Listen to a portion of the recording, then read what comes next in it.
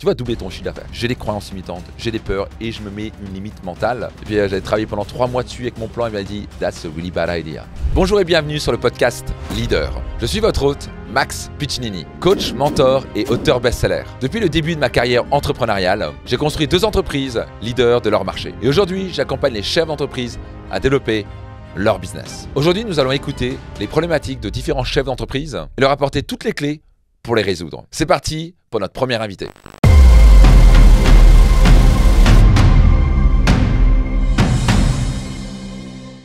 Hello Stéphane, comment ça va? Comment ça va depuis Finance Max, tout va bien? Ouais, tout va bien. Alors tu me parles du Luxembourg? Je te parle du Luxembourg, exactement. Bon bah génial, génial. Alors raconte-moi, alors tu sais que c'est, bref, tu connais la mécanique, donc peut-être tu vas un peu te présenter et surtout te poser ta question, comme ça on peut un peu te situer et pour voir comment je peux t'aider aujourd'hui. Donc, je suis Stéphane Compin et j'ai cofondé une société qui fait de la mobilité internationale qu'on appelle Relocation. Et donc, en fait, on aide les nouveaux employés à s'installer au Luxembourg ou dans d'autres pays, que ce soit permis de travail, recherche de logement. Donc, c'est vraiment un accompagnement personnalisé des employés et on est payé par les sociétés pour faciliter l'arrivée de leurs employés. Magnifique. Et est-ce que tu as une question particulière? Alors oui, moi j'ai une question particulière. Alors je sais que tu as abordé le TG de façon assez régulière sur des webinaires ou des conférences. C'est sur le fait de se focaliser sur une chose. J'ai l'impression parfois d'être dispersé, d'être rattrapé par des urgences au quotidien. Donc je me demande si je n'arrive pas à me focaliser correctement ou éventuellement est-ce que c'est peut-être un moment pour moi de déléguer une partie de mes tâches parce que il y a des choses qui arrivent sur mon bureau ou par email qui ne devraient pas m'arriver. Et donc voilà, j'ai besoin d'un peu plus d'éclaircissement à ce sujet-là. Avec grand plaisir Stéphane. Écoute, donc, si je comprends bien, donc tu as une sensation d'éparpillement? Ouais, depuis qu'on est rentré de Finance Max, depuis lundi, là, c'est un peu les choses qui tombent dessus, des urgences, des plannings bien chargés dans la journée. Et donc, j'ai du mal à me focaliser sur mon One Thing qui pour moi est depuis le mois d'octobre le développement commercial. Ok. Et donc ça, c'est un peu mon challenge. Yes. Parlons un peu du chiffre d'affaires et parlons un peu de ton organigramme, juste que je puisse situer un petit peu à quoi ça ressemble. Et on a terminé l'année dernière à 150 000 euros de chiffre d'affaires et on a rejoint les 3M pour dépasser le million. Yes. Voilà. Et donc en organigramme, donc j'ai ma femme Sandrine qui est en charge de l'opérationnel. Moi, je suis en charge du commercial et des finances. Et ensuite, en dessous de nous, on a 2 managers. Un qui s'occupe de la branche Relocation, un qui s'occupe de la branche immigration administrative. Et puis en dessous, ensuite, on a 5 autres personnes. Toi, ton rôle à quoi, c'est quoi? Moi, mon rôle, c'est répondre aux offres commerciales, donc aux appels d'offres des sociétés et de faire du développement, la prospection, et puis de gérer les finances. Donc, tu gères les finances, tu fais la prospection. Ouais. Quoi d'autre? Quoi d'autre? Les réseaux sociaux. Donc, les miens perso et pour l'instant, ceux de la société. Donc, ton rôle principal, c'est quand même le côté commercial. Et quand tu dis finance, c'est-à-dire que ça te prend combien de temps et tu fais quoi spécifiquement? Alors, finance, en fait, on a un comptable. Donc, du coup, je délègue toute la partie gestion comptable. Yes. La gestion est faite par mes équipes. Super. Je supervise encore. Et là, j'ai découvert au mois d'octobre que je perdais un peu trop de temps à vérifier les factures fournisseurs. Maintenant, j'ai un système qui me permet de scanner. Ça va directement sur mon compte. J'ai plus qu'à les valider. Ça me prend, je crois que j'ai économisé à peu près 4-5 heures par mois. Bravo. Ça, je suis super content. Et dans la partie finance, donc tu fais quoi? Tu sors surtout les tableaux de bord, genre de choses? C'est toi qui t'occupes? Voilà. Ok, donc ça c'est... Table de bord, vérifier régulièrement. Je contrôle la banque. Ça te prend combien de temps? Pas quelque chose. Je dirais que ça me prend, allez, disons en moyenne 1 heure par jour. Combien de temps tu passes sur la partie prospection commerciale? Ça, je pense que je passe... alors, je passe 2-3 heures par jour. Ok, 2-3 heures par jour. Est-ce que tu as un objectif financier ou de chiffre d'affaires d'ici 1 à 2 ans? Bah, là, pour 2025, on veut dépasser le million. On souhaite atteindre 1 million, 1 million 2 d'ici la fin de l'année. Hein. Ok, très très bien. Et qui d'autre prospecte que toi? Personne. Ok. Alors, jusqu'à maintenant, personne. Sandrine, mon épouse, est intervenue, a repris le travail parce qu'elle s'est arrêtée pour des problèmes de santé l'année dernière, a réduit son travail. Yes. Donc là, maintenant, en fait, elle a repris une partie de ce que j'appelle la prospection, c'est plus le relationnel. Donc, en fait, elle organise voilà, des meetings, des cafés et Ok. avec son carnet d'adresses pour justement arriver à développer cette partie-là et que ça repose pas uniquement sur mes épaules.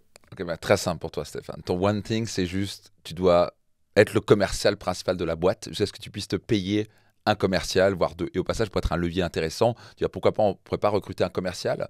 Donc, première chose, c'est, tu passes que 3h30 par jour, ça va être compliqué de doubler le chiffre d'affaires. Donc, si tu veux doubler le chiffre d'affaires dans les prochains mois, si tu passes, juste tu doubles ton temps de prospection et de commercial, tu passes de 3h30 à 7h par jour, tu vas doubler ton chiffre d'affaires. C'est mécanique, pas vrai? Et au passage, tu vas même aller plus loin parce que tu vas être tellement bon à le faire, tu vas faire que ça, tu vas pas être diffus avec d'autres tâches, pendant des trucs te font chier pour d'autres trucs. Donc, pour scaler un business, minimum, le minimum, c'est 4 heures par jour. 4 heures par jour, c'est le strict minimum, quoi. Et donc, première chose que je ferais, c'est comment je peux passer de 3h30 à 6 à 7 heures par jour de prospection. Est-ce qu'à la fin, c'est ça qui va développer le business? Pas vrai? Est-ce que les coûts fixes vont rester plus ou moins les mêmes? Je ne me trompe pas. Quand votre business, on va dire votre business double en chiffre d'affaires, est-ce que les coûts fixes sont les mêmes? Presque. C'est-à-dire ça augmente. Ça augmenterait, mais ça doublerait pas. Non, ça doublerait. Donc, c'est-à-dire que ta marge, elle va faire x3, x4. Pas vrai? Donc, je sais pas quoi, la rentabilité de l'entreprise, elle est à combien pour l'instant? On est aux alentours de 35%. 35%. Donc, c'est-à-dire qu'il y a de fortes chances, en doublant le chiffre d'affaires, peut-être que la rentabilité va passer à 40-45%. Voire 50%. Tu me suis?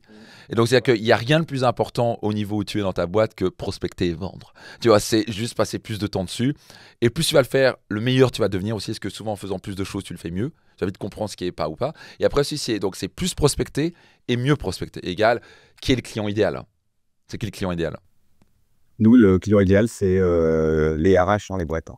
Parfait. Et c'est, voilà. Mais il y a quel type de boîte? Il y a peut-être des types de boîtes de RH qui fonctionnent. Donc, toi, c'est pas juste RH dans les boîtes, c'est quel type de boîte? Alors, en fait, une type de boîte, c'est des boîtes qui recrutent principalement à l'international, que ce soit en Europe ou en dehors de l'Europe. Donc, typiquement, les boîtes de tech, parce qu'elles ont besoin d'ingénieurs et que c'est un peu partout en Europe, on manque d'ingénieurs spécialisés. Donc, ils vont les chercher loin. Ils vont aller les chercher en Amérique du Sud, aux États-Unis, en Asie. Donc, typiquement, c'est le genre de boîte que je prospecte. Nous, on a un secteur financier assez important au Luxembourg où, comme tu le sais, ils font des contrôles dans tous les sens. Donc, ils ont besoin de spécialistes pour nous en parler. Yes. Voilà, pour des nouvelles règles, des nouvelles problématiques. Mais donc, voilà, ils vont chercher ces gens assez loin. Et donc, c'est les gens qu'on recherche. Enfin, c'est les boîtes qu'on recherche. Ok, donc tu focalises ton énergie là-dessus déjà. Compte que je me suis un peu reposé sur l'année dernière et l'année d'avant sur mes lauriers au niveau prospection. Et c'est ce qui nous a bloqué pour passer au niveau supérieur, pour dépasser le million. Donc, c'est prioritaire. Donc, la priorité de l'entreprise, le goulot de notre règlement, c'est juste comment on peut faire plus de clients. Et bien sûr, viser le client idéal. Donc, comment tu peux passer de 3h30 à 6 heures par jour et peut-être, ok, tu vas peut-être te dire, tiens, 2-3 heures par jour, je sais pas combien de temps tu travailles par jour, je vais le faire à des trucs, par exemple, sur la partie peut-être financière. Et encore, 2-3 heures par jour, tu as besoin au niveau financier. Tu as peut-être besoin, aller une fois par mois, peut-être une demi-journée, tu vois, pour transformer ces chiffres de la comptabilité en finance. Peut-être c'est une journée par mois. Je sais pas ce que c'est. Ok, dans ce cas, c'est bloqué dans l'agenda, une journée par mois, c'est la partie finance, et je trouve ça très bien, ou une demi-journée. Tu te cales dessus, mais le reste du temps doit être délégué. Tout le reste, tu peux pas le faire.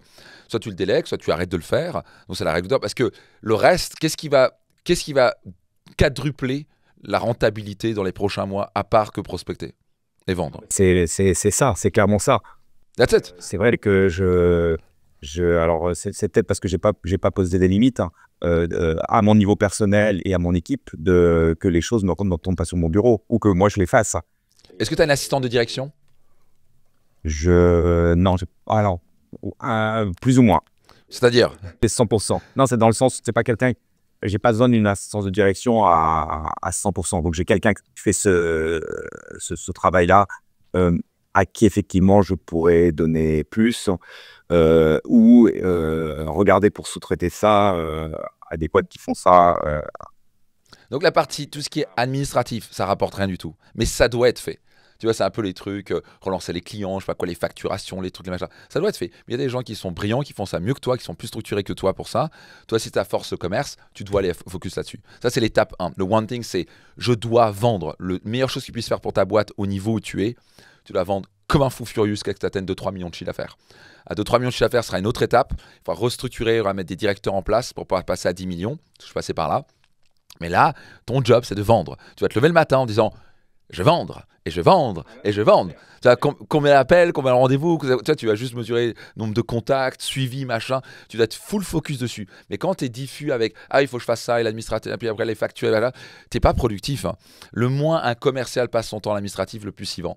Et donc, la partie, c'est assistant de direction, tu fais ce qu'il veut, ça, tu ne peux pas le faire. Tu dois refuser de le faire à partir de maintenant si tu ne te rends pas service. Ça, c'est la première chose. Et après, deuxième chose, pourquoi pas recruter un commercial où d'un coup vous êtes 2 sur le terrain pour vendre encore plus. C'est l'idée. Hein.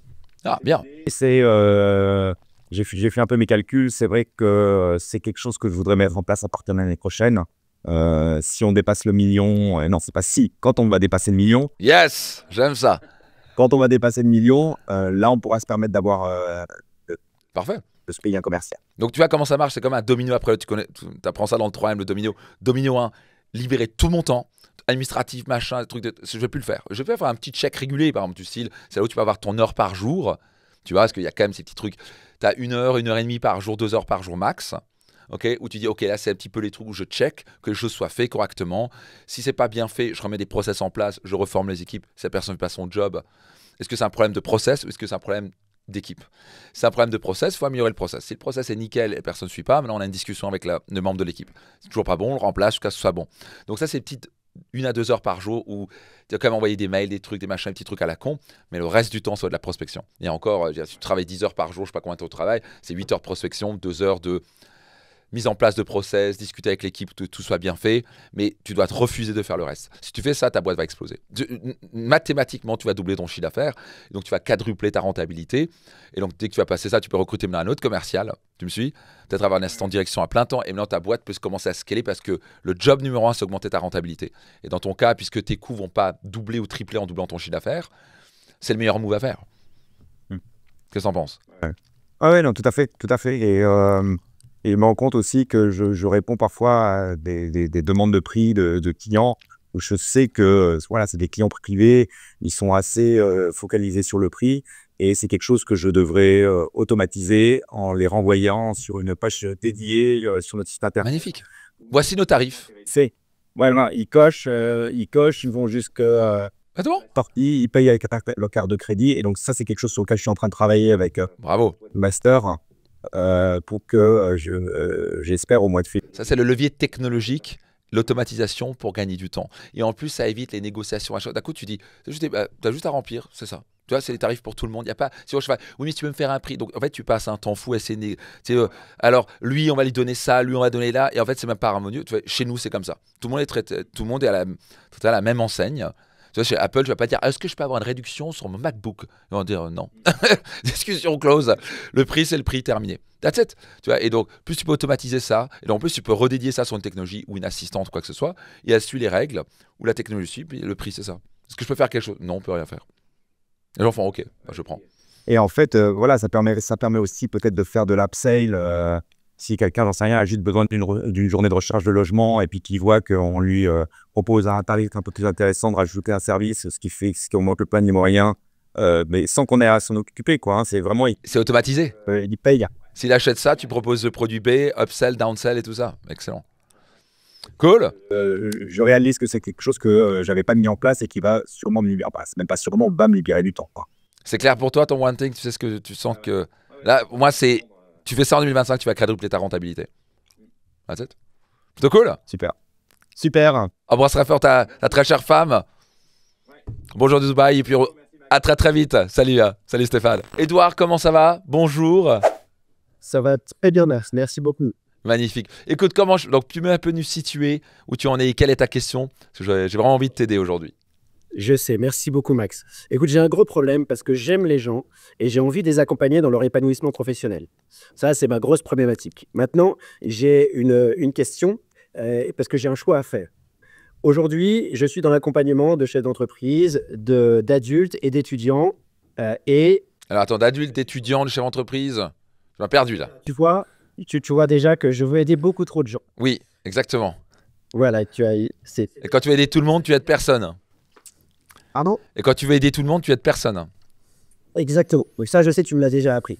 Donc, je me suis formé en tant que coach d'excellence et j'en ressors avec l'identité du coach mental de l'impossible. Impossible avec UN plus impossible. L'idée étant d'aider les solopreneurs, entrepreneurs et chefs d'entreprise à lever leurs blocages, leurs peurs. Donc, solopreneur, entrepreneur, chef d'entreprise, c'est 3 types de personnes totalement différentes. Déjà, tu vois. Yes. Donc, en tout cas, l'idée, c'est de leur permettre de leur lever des blocages et de leur permettre de s'épanouir professionnellement. Ok, alors. Question? Oui, vas-y, ta question. La question. J'ai 2 offres aujourd'hui. J'ai fait un programme qui est déjà en place et que je voudrais commercialiser, qui est pour les étudiants, aller de l'élaboration du CV jusqu'à la fin de la période d'essai. C'est des vidéos, workbooks, une petite communauté interactive pour les aider à faire leur premier pas professionnel. Et puis, en tant que coach, comme je te disais, l'idée, c'était de pouvoir monter un programme plutôt de coaching avec effectivement des choses en e-learning, mais aussi du coaching pour pouvoir les aider. Oui, Edouard. Elle est toute simple. Elle est « je fais trop de choses, je ne dois pas faire les deux. Et qu'est-ce que tu me conseilles de faire pour être focus et faire quelque chose quelle est l'offre qu'il faut que je développe ?» Alors, pour revenir, c'est bien. Super, Edouard. Je sais que tu vas aider beaucoup de gens, c'est top. Donc, règle d'or, quand tu veux parler à tout le monde, tu parles à personne. Exactement. Et donc, je sais que tu as fait Excellence Coaching Academy. Bravo à toi, parce que tu étais formé en tant que coach d'excellence, ça c'est génial. Donc maintenant, vraiment, c'est comment on se focalise. Très simple, on dit non à tout sauf une chose. Mais la chose qui va générer le maximum d'impact. Donc déjà, c'est regarder la partie laquelle où tu es le plus crédible en tant que coach. Si c'est pas crédible, ça va pas le faire. Du style, quelqu'un dit, je vais vous expliquer comment perdre du poids. Le mec, il fait 150 kilos, pas crédible.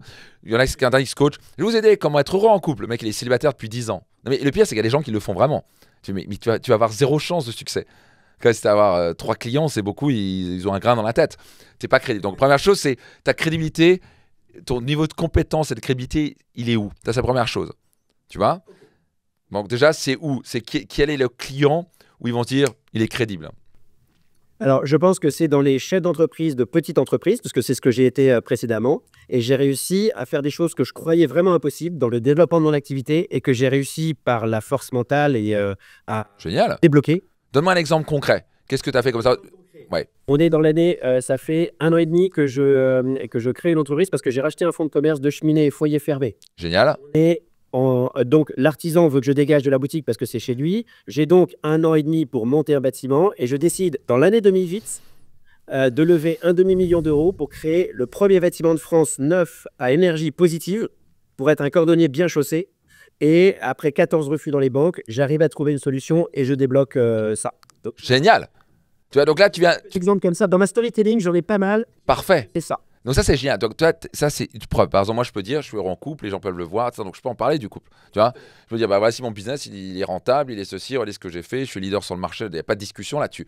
Et donc, boum. Et il n'y a pas de oui, je vous explique comment faire du business quand on n'a jamais fait. Donc bravo. Donc ça, c'est un super exemple. Donc le plus on raconte des histoires, donc ce qu'on appelle ta backstory, c'est ton histoire d'origine. On peut dire, voici ce que j'ai fait. Et donc les gens font immédiatement, ça te rend crédible. Ils font, ok, c'est sérieux.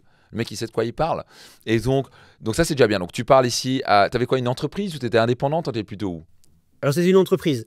L'entreprise. À ce moment-là, j'ai racheté un fonds de commerce en fait. Ok. Formé parce que j'y connaissais rien en cheminée. Et ensuite, pendant 12 ans, j'ai développé l'activité de cheminée, de foyer fermé. À ce moment-là, avant de la revendre à un de mes salariés en 2019. Magnifique, magnifique Edouard. Donc ça c'est top. Donc c'est que tu peux vraiment dire en tant que chef d'entreprise, tu peux leur parler. En tant que l'avantage en tant que chef d'entreprise où tu étais, tu peux parler aux chefs d'entreprise, mais tu peux aussi parler aux solopreneurs qui souvent veulent devenir chef d'entreprise parce que tu es un cran au-dessus en quelque sorte. Tu as réussi, ce qui n'a pas encore réussi, ils ont créé une boîte avec des salariés, des trucs comme ça. Donc bravo. Donc ça c'est top. Donc ça tu peux parler à toute cette catégorie d'entrepreneurs, du gars qui est au démarrage jusqu'à une vraie entreprise. Donc ça c'est déjà très très bien. Maintenant, on va revenir sur si tu pouvais faire qu'une offre. Et qu'est-ce qui serait... Déjà, quelle est la problématique? Donc avant de parler d'offres, quelle est la problématique majeure? Parce que là, tu me parles de oui, je veux libérer le potentiel, etc. Mais il faut revenir. Déjà, je vais te poser une question problématique et après, j'ai une autre question pour toi. Ok. La problématique, c'est de permettre aux personnes d'enlever leurs croyances et de pouvoir vraiment, vraiment déployer, de leur enlever tous les freins qu'ils peuvent avoir et de leur permettre de se déployer tel que moi, je me déploie aujourd'hui. Tu n'as pas répondu à la question. C'est quoi leur problématique? Comme problématique à eux, je vivote. Je passe beaucoup de temps à bosser, ça me prend le chou et je n'arrive pas à gagner suffisamment ma vie pour. Comment tu sais? Je sais parce que je l'ai vécu moi. Ouais. Et donc, je sais que tu vois, brasser de l'air, c'est quelque chose que j'ai eu l'occasion de faire, de ne pas faire forcément les bons choix et d'avoir des croyances en disant, de toute façon, mon petite entreprise, j'arriverai jamais à aller plus haut que ça parce que les autres le font pas. Ok. Donc, première chose que je vais t'inviter à faire, c'est, tu as sûrement appris de moi déjà, SEP, sondage en profondeur. Ok, donc, chez entreprise, entrepreneur, tu dois leur poser la question, c'est quoi votre problématique majeure, Et donc, comme ça, tu es sûr que, est-ce que c'est bien que toi, tu aies vécu ça? Et ça, là, tu es allé un peu trop vite parce que les gens, ils ne savent même pas ce que c'est des croyances limitantes. Et ils n'ont pas encore pris conscience qu'ils avaient des croyances limitantes. Ils pensent que c'est quelque chose d'autre qui les bloque. La plupart du temps, ils vont se dire, c'est à cause du gouvernement, parce qu'on est en France, parce que les salariés ne veulent pas bosser, ils ont plein d'excuses. Mais la source du problème, comme tu l'as pris avec Science Coaching Academy, c'est, il y a quelque chose d'autre derrière. Et la source du problème est sûrement, j'ai des croyances limitantes, j'ai des peurs et je me mets une limite mentale et je me dis, je ne vais pas la dépasser. Donc, tu vois, mais ça, tu peux leur dire, vous avez tendance à vous dire, oui, machin, je vais développer ma boîte, mais c'est la faute du gouvernement. Blablabla. La réalité, c'est que vous ne le savez pas, c'est inconscient, vous avez des croyances limitantes. Donc maintenant, ils font ils découvrent quelque chose qu'ils n'avaient pas avant. Ça a éventuellement plus de sens. Donc j'ai une autre question à te poser. Dans quel marché tu es? Donc comme tu sais, il y a 3 marchés. Il y a le marché qui sont quoi? Argent, santé et relations. That's it. Donc comme je dis souvent, BMW, quand je leur dis dans quel marché ils sont, les gens font la voiture? Non, c'est dans le marché de la relation. Les gens achètent une voiture comme une BMW ou une Porsche pour dire « t'as vu, j'ai réussi socialement », pour être reconnu, apprécié. Et il l'achète aussi pour « tiens, papa, il a réussi, donc t'as vu, sa femme, elle est fière de lui, est-ce qu'elle a réussi, il peut s'acheter une BMW pour sa famille ». Donc ça a l'air con et c'est pour ça que les pubs sont faites de BMW ou de Mercedes autour de la relation. Gillette, ils vendent de la relation, ils ne vendent pas un rasoir. Ah ouais. Et donc, c'est-à-dire que toi, tu vends quoi? De la relation. Typiquement, c'est aller chercher la confiance en soi, le savoir-être en fait, tu vois, c'est vraiment cette idée-là. On est vraiment dans la relation, je pense, où je vais aller les chercher. Relation? Non, je ne suis pas convaincu du tout, parce qu'un chef d'entreprise qui se dit, bah oui, un chef d'entreprise, il savait matin, il veut développer son entreprise. Tu me suis? Donc maintenant, bien sûr, le problème de fond, c'est la relation à soi. Mais tu es dans le marché de l'argent. Avec chef d'entreprise, tu es dans le marché de l'argent. Sauf si tu dis, je vais vous aider, vous les chefs d'entreprise, à trouver. Est-ce que vous découvrez que la plupart des chefs d'entreprise, n'importe quoi, il y a une statistique qui montre que 50% des chefs d'entreprise sont célibataires, parce qu'ils sont toujours au boulot. Je dis n'importe quoi, c'est pas forcément vrai. Je vais vous aider à trouver la femme de votre vie, malgré que vous soyez occupé. Là, tu es dans le marché de la relation. Mais là, quand tu dois te rappeler sur quel marché tu es. Là, je pense que tu es un peu oublié. Est-ce que tu crois que le développement personnel est un marché? Non, c'est un sous-marché d'un marché. Et pas ça, le développement personnel peut être sous la relation de la santé, des relations ou des finances. Le coaching, il y a différents types de coaching. Donc, si tu veux vraiment, à mon avis, réussir, il faut que tu repositionnes. Je suis dans le marché de l'argent. Okay. Mon avatar, donc à ce marché, c'est les chefs d'entreprise. Ok? Des petites boîtes qui bloquent, qui stagnent.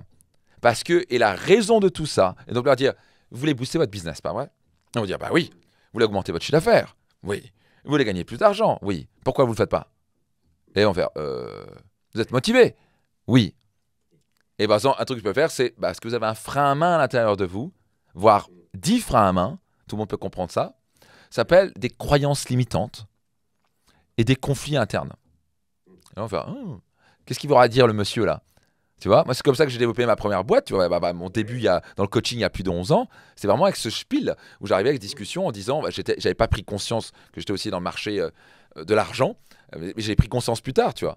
Et donc oui, de l'en personnel, mais souvent les gens disent, je veux faire du en personne parce que je veux gagner plus d'argent ou je veux avoir des meilleures relations. Et là, il faut savoir quelle est la promesse derrière. Et dans ce cas-là, si tu veux, à mon avis, cartonner, tu les prends ce qu'ils veulent. En gros, c'est leur vendre ce qu'ils veulent, mais tu leur donnes ce dont ils ont besoin. Ce dont ils ont besoin. Oui. Exactement. Donc, ils veulent gagner plus d'argent. Toucher l'entreprise veut gagner plus d'argent, ils veulent plus de chiffre d'affaires, etc. Mais c'est quoi le problème? Est-ce que c'est des problèmes de compétences? Oui, souvent un problème de compétences. Mais là, tu ne vas pas t'aventurer là-dessus. Ok? C'est pas là-dessus que tu vas t'aventurer. Moi, je peux m'aventurer là-dedans. Toi, tu vas pas t'aventurer là-dessus. Tu vas dire le problème de fond, c'est dans votre tête, le mindset. Et donc, tu peux expliquer, tu prends les interviews de Elon Musk, de machin, ceci, que c'est dans son mindset que ça se passe. C'est juste que vous pensez trop petit. Et qu'on a voir ça là. Et tu vois, et que c'est le moment pour vous de faire un travail personnel, d'introspection, pour détecter ses freins à main. Et moi, je suis spécialisé en plus, je suis formé coach d'excellence, okay, avec Max, etc. Et je vais vous aider à desserrer ses freins à main. Et quand on va desserrer ses freins à main, vous allez gagner 2, 3, 4, 5 fois plus. Carrément. Vous êtes motivé. Vous accélérez, seulement vous avez les freins à main. Comment se passe la voiture? Ben, elle n'avance pas. On va desserrer ses freins à main, vous allez voir. Vous allez exploser la baraque. Non, maintenant, il y a une logique dans ce qui a été dit. Tu me suis? En fait, je me focalisais sur le véhicule et pas forcément sur le point B, si je comprends bien. Il faut que tu reviens à qu'est-ce qu'ils veulent, les gens. Ils se disent pas, oh là là, j'ai des croyances limitantes. Ils se disent, putain, je vais développer mon entreprise. Pourquoi ça marche pas? Et pourquoi ça marche pas? C'est à cause de mes salariés? Non. C'est à cause de que je suis en France? Non, c'est faux. C'est parce que tu as des freins à main. Frein à main, c'est imagé, c'est clair, tout le monde peut le comprendre. Et elles ont utilisé ça. Frein à main égale croyance limitante, égale conflit, égale peur. On va travailler là-dessus. Et c'est la raison pour laquelle vous avez besoin d'un accompagnement, comme moi j'ai dû être accompagné pour repousser les limites, ce qui m'a permis de moi d'avoir un truc comme ça, et puis j'ai retrouvé des financements. Et maintenant, je me suis dit que je ne pouvais pas garder ça pour moi, et je me suis fait appeler par une mission qui est d'aider les chefs d'entreprise comme vous à passer des caps supérieurs dans leur entreprise. Bingo. Et bien ça, ils vont te payer beaucoup plus parce qu'ils se disent, je prends le coaching d'Edouard pour gagner plus d'argent, que s'ils se disaient, je prends le coaching d'Edouard pour avoir des meilleures relations avec je ne sais pas trop qui. Je suis d'accord. Tu me suis? Je comprends tout à fait. Merci beaucoup. Ça t'aide? Ouais, bien sûr. Ça rapporte beaucoup d'argent, ce que je viens de te dire, hein, parce que moi, ça peut mettre des années avant de comprendre ça. Hein. Tu vas gagner 5 ans. Ce que tu donnes est très précieux. Je suis dans ton univers depuis un peu plus d'1 an maintenant et j'ai pas l'intention d'en partir. Et la prochaine fois, je dirais, on se reverra parce que là, je suis désolé pour la caméra, mais vraiment, on s'est vu hier. On se reverra aussi bientôt et je suis vraiment ravi de tout ce que tu peux me dire. Ça m'aide énormément. On mettra une photo de toi, t'inquiète pas. Ouais, c'est sympa. Je t'enverrai mon meilleur profil. Non, mais je suis vraiment désolé. On va prendre de l'intelligence artificielle. Non, je rigole. Pourquoi pas? En petite photo, ce sera bien. Bah écoute, Edouard, ça t'a aidé? Allez, magnifique. L'opportunité d'avoir pu échanger ensemble, c'était vraiment formidable. Avec grand plaisir. Ciao, ciao, bonne journée. Salut. Comment ça va? Bonjour Vincent, ça va? Bonjour Max, ça va très bien, merci. Ouais, tu me parles d'où Vincent? Alors moi je suis sur Annecy, je réalise des portraits de femmes sous l'eau, je suis photographe artiste. J'ai découvert à travers Mentormat ce côté artiste. Yes. C'est une magnifique chose. Développer mon activité sur Dubaï où je pense qu'il y a un marché qui serait très florissant pour moi. Tu m'étonnes. Et du coup, je suis en train de me poser plein de questions, en commençant par la promesse de vente jusqu'à comment réaliser les premiers partenariats là-bas, comment organiser tout le séjour. Là, j'en suis vraiment dans ces prémices-là. Ça fait un moment que ce projet est en tête, tu vois, et où je commence à avoir quand même des pistes. Mais il faudrait vraiment que tu puisses me conforter dans la bonne direction. Ok. Alors, parfois, la question qu'on se pose est la pire des questions. Donc moi, mon job, c'est de questionner le questionnement. Et donc déjà, est-ce que c'est une bonne chose d'aller à Dubaï? Alors, est-ce que c'est une bonne chose peut-être d'aller à Dubaï? Oui, mais est-ce que c'est le bon timing? Ça, c'est la question à se poser. Parce qu'une des pires choses qu'on a tendance à faire, c'est on fait trop de choses à la fois et surtout à des endroits différents, à 6 heures de vol par-ci par-là. Donc, première question que je me dis, est-ce que c'est vraiment le bon move maintenant? Par exemple, pour moi, je pourrais aller sur l'international, mais à l'instant T où je te parle, ce serait toujours pas le bon move. J'ai eu un de mes mentors qui m'avait dit, moi, je vais aller à l'international, achat. Et puis j'avais travaillé pendant 3 mois dessus avec mon plan. Il m'a dit, that's a really bad idea. J'étais là, j'avais payé $100 000 pour avoir un truc en me disant, putain, il m'a fait économiser $2 millions minimum. J'aurais perdu mon focus. Donc, première question, c'est quel est ton chiffre d'affaires et c'est comment tu fais ton chiffre d'affaires et où? Là, aujourd'hui, mon chiffre d'affaires, il est un peu bas par rapport à mes objectifs que je m'étais fixés. On est sur un peu plus de 40 000 euros, tu vois, ouais, en chiffre d'affaires. Ok. Et la photo aquatique, elle a du mal à se développer sur la France. Clairement, sur la France, c'est pas assez valorisé à mon sens par rapport à la valeur qui est perçue. Et donc, ton chiffre d'affaires vient principalement de la France? Oui, aujourd'hui, oui. Et donc, parce que tu te dis, en France, ça marche pas, donc à Dubaï, ça a marché? Oui, je pense. Je suis pas certain. Je suis pas certain. Ça, c'est la mauvaise question. Franchement, si un truc se vend pas en France, pourquoi ils se vendraient à Dubaï et vice-versa? Apple se vend partout. Tu me suis? Donc, je pense qu'il y a un problème déjà de base. Donc, souvent, c'est l'excuse extérieure. C'est le pays où je suis. Non. Alors, bien sûr, si c'était au milieu de Tombouctou et tu n'avais aucun client en face, t'as pas. Soit tu vends tes photos aquatiques qui sont passage très top. Hein. J'ai vu ce que tu faisais, c'est magnifique. C'est vraiment très cool. Et typiquement, c'est des personnes sous l'eau, c'est ça, tu les prends sous l'eau, etc. Et Exactement, ça se passe sous l'eau. Il y a donc différentes phases d'accompagnement pour arriver à construire une séance qui soit vraiment qualitative et qui va changer le regard des gens sur eux-mêmes, qui va marquer un moment de vie et qui amène un côté très artistique à la personne aussi. Rappelle-nous combien tu factures tes prestations pour une photo. Oui, après, ça se transforme en tableau, je pense, ce genre de choses, quoi. Et exactement, donc la séance photo s'accompagne avec un tableau comme j'ai derrière moi, comme un cap comme ça, Ouais. fait 175 cm. Et la séance est à 3500 €. Ok, super. Donc, tu fais déjà 40 000 € de chiffre d'affaires. Donc, avant d'aller à Dubaï, où tu vas engager des frais, où tu connais pas les trucs, tu vas juste ouvrir une boîte, ça va te coûter 8 000 balles minimum. Parce que tu dois t'installer, tout le bordel. Et après, tu vas prendre des bureaux. Et après, tu vas prendre des salariés. Avant d'aller là-dedans, ok, tu sais, tu as aussi de l'argent en Suisse, tu as de l'argent en Angleterre et tu as beaucoup d'argent en France. Voilà voir. Et tu vends déjà en France. Donc avant de partir à Dubaï, donc je sais que c'est excitant Dubaï. Après ça, si tu veux déménager à Dubaï, c'est notre discussion. Tu veux déménager à Dubaï ou tu veux juste développer ton business à Dubaï? Non, moi, ce que je voudrais faire, c'est faire 3-4 semaines par an de shooting là-bas. Où sur une semaine, j'ai 3 shootings que je vais restituer aux clients tout de suite. Et je fais 4 allers-retours dans l'année comme ça. D'accord, mais bon, tu vois, les allers-retours, ça coûte du temps, ça coûte des nerfs. Donc, Vincent, je me permets, ça c'est un parfait exemple de comment tu peux perdre beaucoup de temps et d'argent à perdre ton focus. Le focus, ça a des trucs les plus... Il y a un truc qui marche pas, je vais me focaliser. Donc la clé, c'est de pousser dans la difficulté. Tu fais déjà 40 000 € de chiffre d'affaires. Comment on peut faire 200 000 € de chiffre d'affaires, 1 million de chiffre d'affaires avec ça, tu vois? Et le faire déjà là où tu es. Je veux dire, tu es en France, tu vois, et le déplacement, ça coûte beaucoup de temps et d'argent. Donc, quand tu te déplaces, ça coûte du temps et de l'argent. Donc, comment tu peux potentiellement faire venir les gens chez toi, faire le moins de déplacements possible? Tu habites où déjà, Vincent? Ah bah oui, Annecy. Annecy, il y a de l'argent. Tu as Genève pas très loin, Lyon pas très loin, très bien placé. Paris, c'est pas très loin, les gens peuvent venir. Éventuellement, tu peux faire un train à Paris. Donc, entre Paris, Annecy, Genève, Lyon, il y a beaucoup d'argent. Beaucoup, beaucoup d'argent. Donc, ta clientèle, clairement, à 3 500 balles. On ne parle pas au smicard. On ne parle pas aux gars qui travaillent, bref, à 1000 balles par mois. On parle à des gens qui gagnent 5 000, 10 000 € par mois. On est dans le CSP+. Donc, déjà, comment tu génères tes clients? C'est quoi ton tunnel de vente? Et des partenariats. Super. Qui te recommande? Il y a des gardiens d'art, ouais. sages-femmes et une périculture. Parce que ça s'adresse purement aux femmes? C'est essentiellement autour de la femme. Excellent.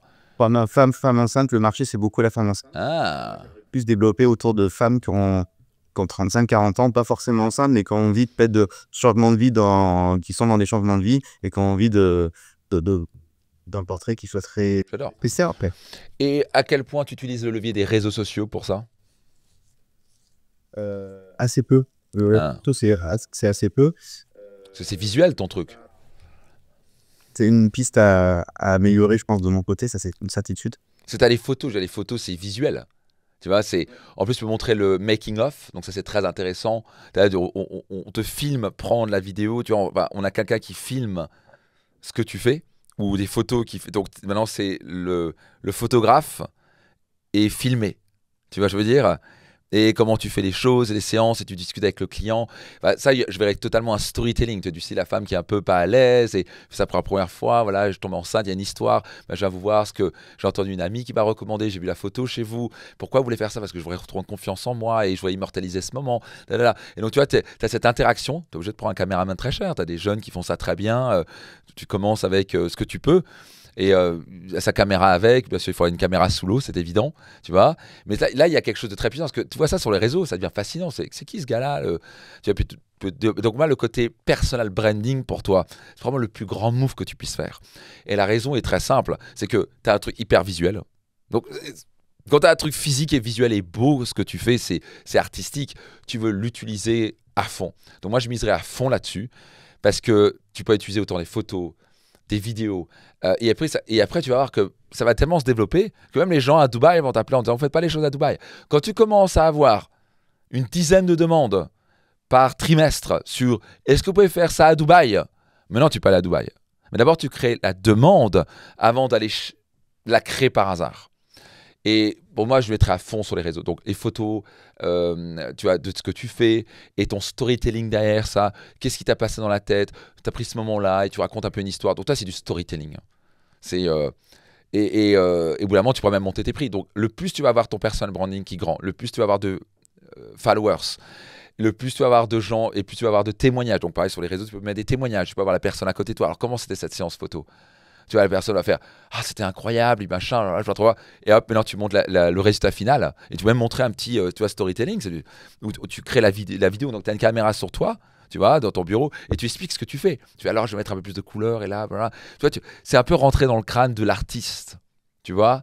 Et tu peux même te faire un personnage de ça au passage, tu vois. Les artistes sont très bons à se faire des personnages, et des lunettes cool, ou un certain t-shirt toujours bleu, ou toujours vert, ou toujours jaune, tu vois, ou un chapeau, ou une casquette. Alors, tu vois, quelque chose qui te différencie, qui fait « Ah, c'est Vincent, et c'est le gars unique, tu vois, qui fait les photos aquatiques, quoi. » Et donc, ça, je pense que si tu mises là-dessus, ça va pas seulement gagner dans le court terme, mais tu vas gagner énormément dans le long terme. Hein. À fond. Ok. Et après, j'avais pensé aussi proposer, toi, pour le format vidéo, faire un peu une interview de moi-même pour monter aussi le côté mêlé, comme si la quelqu'un qui m'interviewait, pour monter ça aussi sur les réseaux, avoir un contenu qui soit assez facile à monter, en fait. Tu vois, je fais une heure de vidéo, je m'interroge moi-même, je cut et je fais mes réels comme ça. Si tu veux. Mais le plus tu as d'interaction dans la vidéo, le mieux c'est. L'avantage, c'est que tu es en contact avec des clients. Donc, par exemple, le client te contacte. Si tu peux enregistrer, par exemple, sur Zoom, la discussion avec le client. Ça, c'est top. Dès le début. Donc, toi, tu peux raconter une histoire.